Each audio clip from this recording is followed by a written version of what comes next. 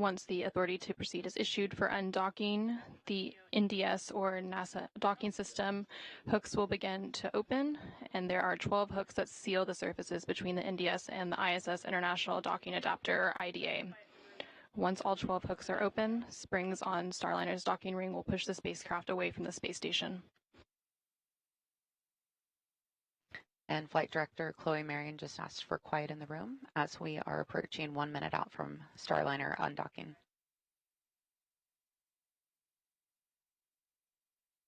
And we just heard confirmation that the umbilicals are retracting and hooks are beginning to drive.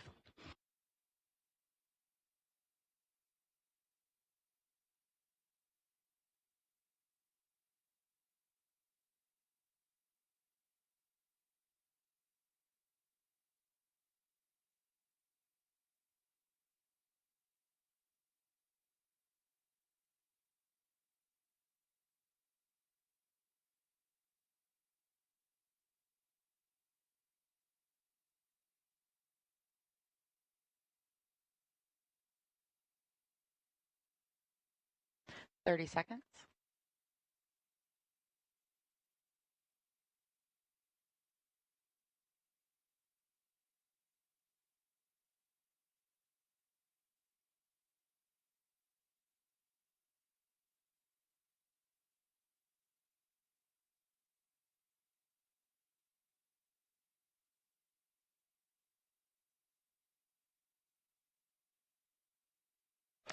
Separation confirmed. Starliner is now backing away from station and starting its return to Earth. Starliner thrusters will then complete 2 short firings to gradually increase the separation speed to help the spacecraft carefully move away from the orbiting lab. The vehicle is now about 2 meters away from the International Space Station. At the time of undocking, Starliner and the International Space Station were flying approximately 260 statute miles over central China.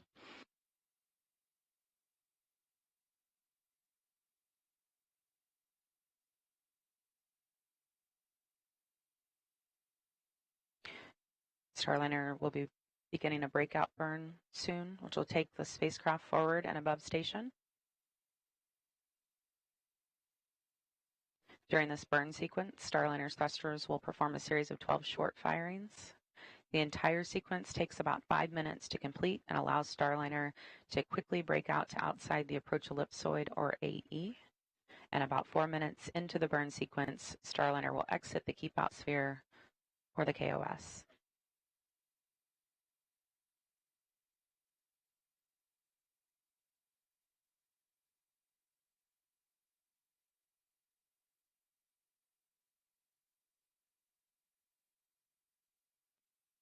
And you can see those thrusters firing there on the left of your screen as Starliner backs away from space station. And we are now just at 35 meters away from the International Space Station. We saw a good first burn. Houston, ISS thrusters enabled. Confirmation, all 27 jets have fired. Houston copies, ISS thrusters enabled. And you're seeing the light show there on your screen.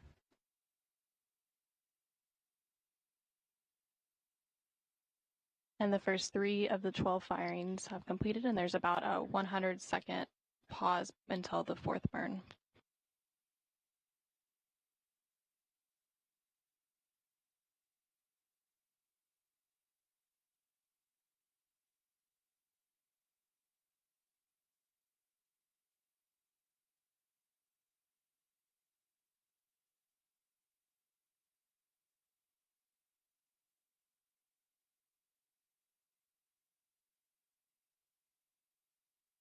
Starliner is about 60 meters away.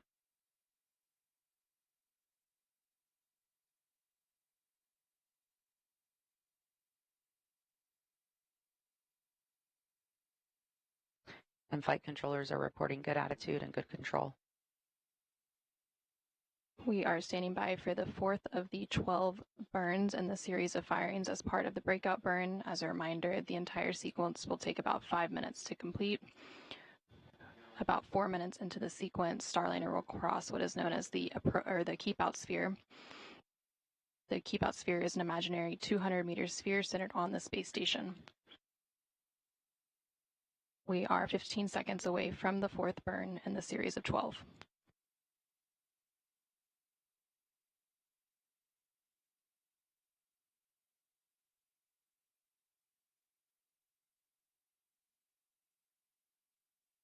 And you just saw burn 4, which just completed.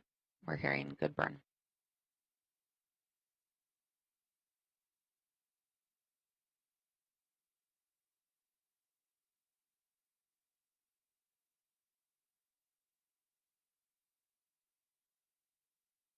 And the fifth burn in that sequence of 12 just completed, and it was a good burn.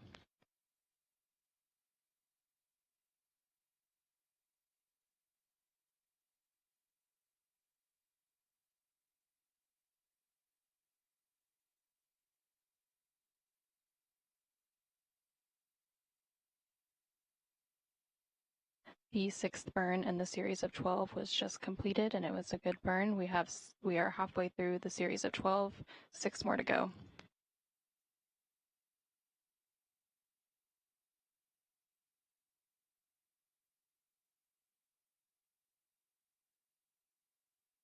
You might be able to see some of those lights on the front of Starliner, a red and a green and a white. Those indicate the different sides of Starliner, and they're used by the ISS crew to watch Starliner move away from the ISS along the undocking axis. And we just heard good confirmation of both burns 7 and 8 completed. Starliner undocked approximately 5 minutes ago and has just a handful of short firings left in its breakout burn, and it is now about 150 meters away from the International Space Station. And we heard confirmation of a good burn 9, 3 more to go.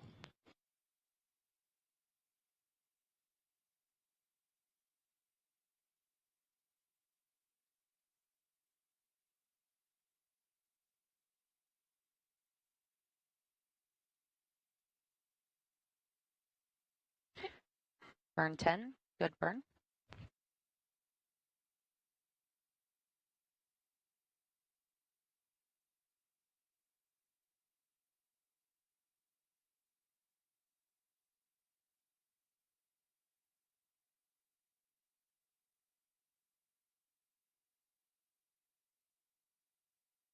We have one more burn to go, but they have confirmed that Starliner has crossed the keep-out sphere, or the KOS, which is an imaginary 200-meter sphere centered on the International Space Station that helps flight controllers here on the ground monitor the arrival and departure of visiting vehicles. Station Houston, Space to Ground 2, Starliner has exited the keep-out sphere.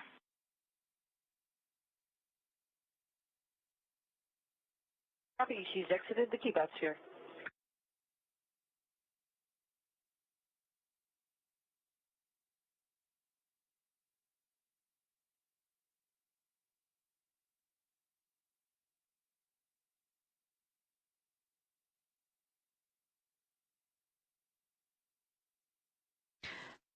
A reminder, this automated breakout sequence was chosen to use Starliner's forward thrusters, which have remained nominal during this flight. And we heard confirmation that all 12 burns in this series of breakout burn firings have completed, and they were all good burns. Starliner has crossed the keep-out sphere. So the next milestone for Starliner's departure will be crossing the approach ellipsoid, or AE. The AE is another invisible shape monitored by the flight control team, measuring 4 kilometers by 2 kilometers by 2 kilometers. Starliner is scheduled to cross the approach ellipsoid in about 10 minutes. Vehicles outside the AE have to be on what we call a 24-hour safe free drift trajectory, which means the spacecraft would not cross into the approach ellipsoid for at least 24 hours, even if it lost all maneuvering capabilities. Once outside the approach ellipsoid, joint operations between Starliner Mission Control and the International Space Station Flight Control Room will conclude, and Starliner will be on a path back to Earth.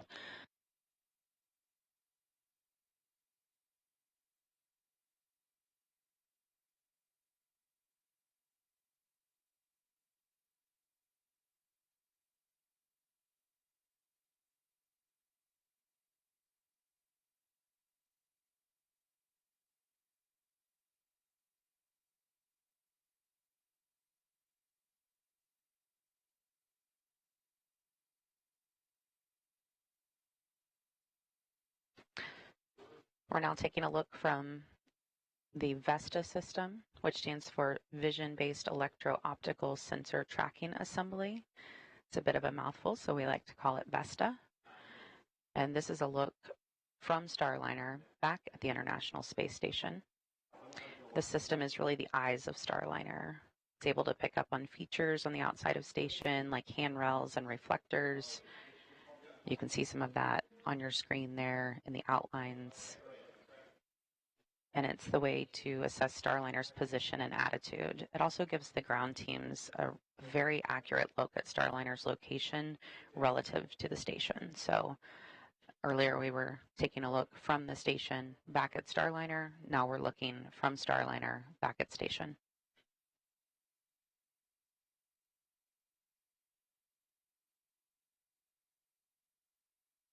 We're just under 10 minutes away from the AE exit, so in the meantime, we will check back in with NASA's Rob Navius in the International Space Station Flight Control Room. Rob? Thank you, guys. Flight Dynamics has reported that Starliner is on a perfect trajectory backing away from the International Space Station and opening a rate of about 13.5 statute miles per rev. At the time of the deorbit burn, at 10:17 and 13 seconds p.m. Central Time later this evening, the vehicle will be about 56 statute miles away from the International Space Station. That deorbit burn, by the way, will be a 59-second burn to slow Starliner down by 129.9 meters per second, a 4 OMAX burn. OMAX, the acronym for the Orbital Maneuvering and Attitude Control System, thrusters and jets on the Starliner spacecraft that will enable Starliner to begin to drop out of orbit for its intended southwest to northeast trajectory across the Pacific Ocean, across Baja California, and heading towards its landing at the White Sands Space Harbor in New Mexico. With the forward port of Harmony now vacant, that sets the stage, as I mentioned a few minutes ago, for the start of a couple of crew rotations that are coming up. Down at the Baikonur Cosmodrome in Kazakhstan, Don Pettit of NASA and Roscosmos cosmonauts Alexei Ovchinin and Ivan Wagner and their backups are in the final stages of their preparations for launch next Wednesday. Their Soyuz 2.1A booster and the Soyuz MS-26 spacecraft that they will ride to orbit, that vehicle will roll out to the launch pad in Baikonur on Sunday, and then final preparations will lead them to a launch next Wednesday at 11:23 a.m. Central Time, heading for a two-orbit, 3-hour, 10-minute journey to dock to the International Space Station's Rassvet module. Now, that forward port on Harmony that was just vacated by Starliner's departure will be the port of call for NASA astronaut Nick Hague and Roscosmos cosmonaut Alexander Gorbanov, and their launch no earlier than September 24th on the SpaceX Dragon Freedom spacecraft off of Launch Complex 40 at the Cape Canaveral Space Force Station. That will be about a 30-hour transit for those two crew members to reach the International Space Station and the automated docking to the forward port of Harmony. Ultimately, Hague, Gorbanov, Butch, Wilmore, and Suni Williams will do a relocation of the SpaceX Dragon spacecraft from the forward port of Harmony to the zenith port of Harmony, opening up that forward port for the arrival of the next SpaceX cargo ship, SpaceX 31, that's scheduled for launch in October. So a lot of activities lying ahead for the space station crew. The crew aboard the International Space Station soon will begin its sleep period and an off-duty day on Saturday, while the activity shifts over to the White Flight Control Room down the hall, as they are in a shift handover right now. Flight Director Rick Henfling will be taking over shortly to supervise entry and landing operations, and the team over there will be monitoring the progress of Starliner as it moves to its deorbit position about 56 statute miles away from the International Space Station. With that, we'll turn it back to the White Ficker and Anna and Lauren.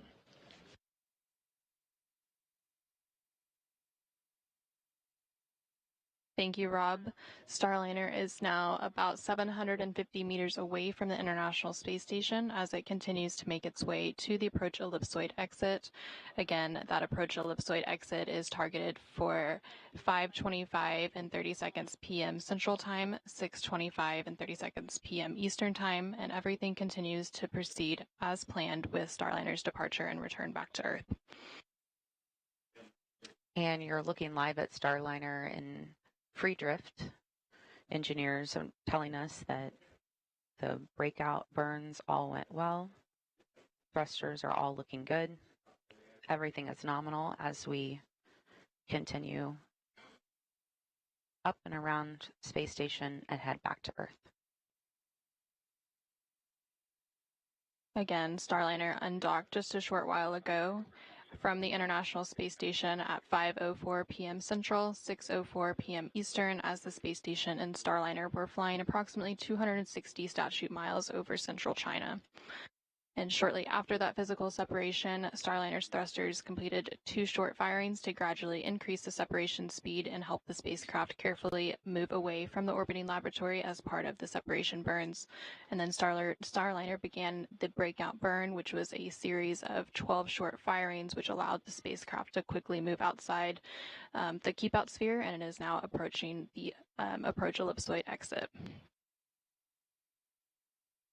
And once Starliner is outside of the approach ellipsoid, the joint operations between teams here and the Starliner Mission Control and the International Space Station Flight Control Room across the hall will end, and Starliner will be back on its path to Earth.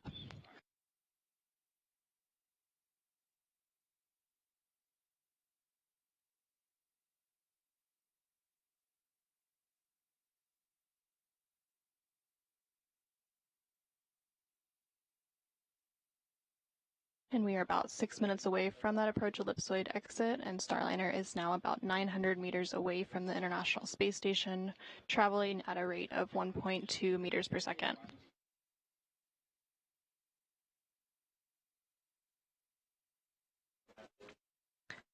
That dot in the center of your screen is Starliner, looking from space station.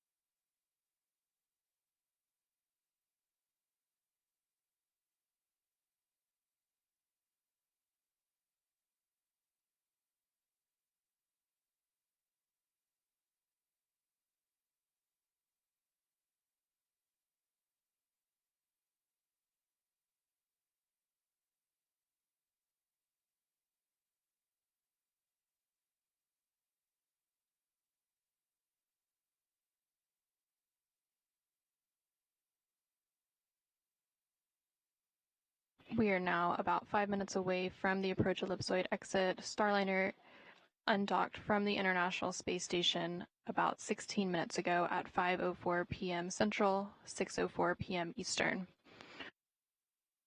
Starliner is now just over 1,000 meters away from the International Space Station.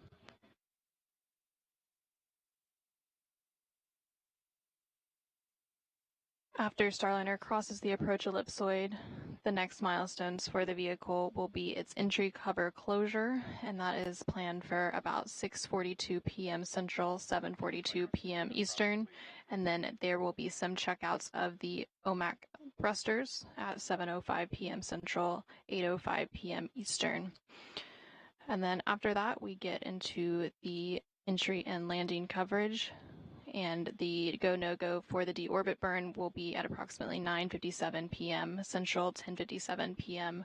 Eastern, following with the deorbit burn about 20 minutes later at 10:17 p.m. Central, 11:17 p.m. Eastern. Again, seeing good views of Starliner leaving the International Space Station. It's that distant dot on your screen. The vehicle is now about 1,120 meters away from the International Space Station.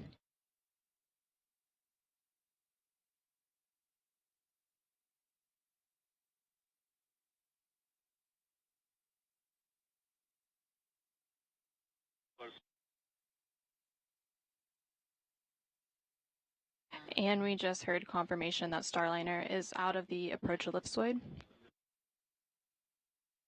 The approach ellipsoid is an imaginary three-dimensional ellipsoid around the space station, and vehicles outside of the approach ellipsoid have to be on what we call a 24-hour safe free drift trajectory, which means the spacecraft would not cross into the approach ellipsoid for at least 24 hours, even if it lost all maneuvering capabilities. Now that Starliner is outside of the approach ellipsoid, joint operations between the Starliner Mission Control and International Space Station Flight Control Room will conclude, and Starliner is now on a path back to Earth. So once again, Starliner undocked from the International Space Station at 5:04 p.m. Central, 6:04 p.m. Eastern, as the space station was flying 260 statute miles over central China.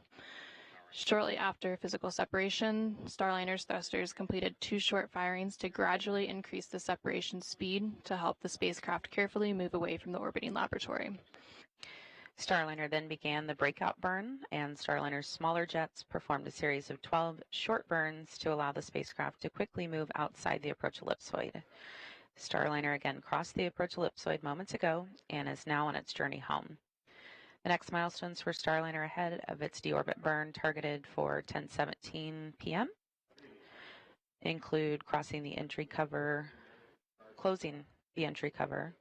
and conducting checkouts of the OMAX, or the orbital maneuvering and attitude control thrusters. Those are the bigger jets on Starliner.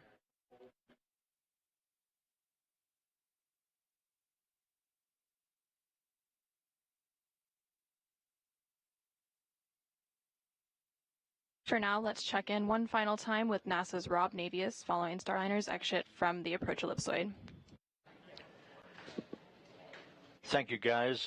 Here in the Space Station Flight Control Room, Flight Director Anthony Varia and his team will be remaining on console throughout the course of the evening, keeping a watchful eye on things. Space Dragon 2 for Starliner status.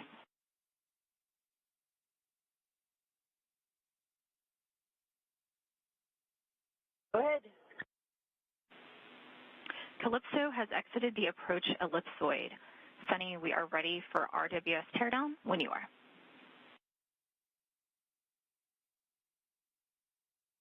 Okay, she's on her way home. Congratulations to the undock team, and we'll be tearing down the RWS. And copies, thanks. Spacecraft communicators are here in the station flight control room talking to Suni Williams, International Space Station. The Starliner is perfect trajectory, moving well away from the International Space Station for its deorbit burn at 10:17 and 13 seconds p.m. this evening.